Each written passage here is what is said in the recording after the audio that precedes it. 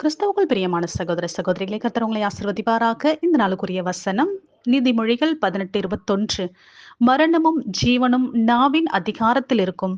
அதில் பிரியப்படுகிறவர்கள் அதன் கனியை புசிப்பார்கள். அன்பானவர்களே, நம்முடைய சரீரத்திலே நாவானது சிறிய அவயவமாய் காணப்படுகிறது. அது பெருமையானவைகளை பேசக்கூடியதா இருக்கிறது. நாவும் நெருப்புதான். அது அநீதி நிறைந்த உலகம்.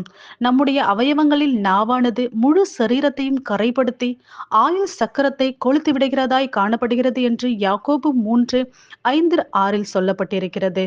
அன்பானவர்களே, சிறிய நாவின் மூலமாக தேவனுக்கு விரோதமான பெருமையான காரியங்களை நாம் பேசுகிறோம்.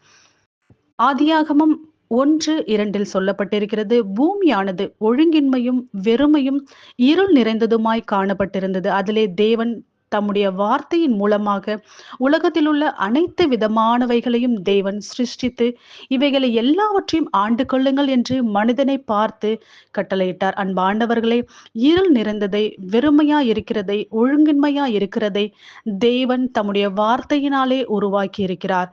நாம் நன்மையானவைகளை பேசும் பொழுது அதனுடைய கனியை நாம் புசிக்கிறவர்களாக, அதனுடைய பலன்களை நாம் பெற்றுக்கொள்கிறவர்களாய் நாம் காணப்படுவோம். நாம் ஜெபிக்கலாம். அன்பின் நல்ல தகப்பனே, இந்த வசன வார்த்தைகளின்படி நீர் ஆசீர்வதிப்பீராக. ஆமென்.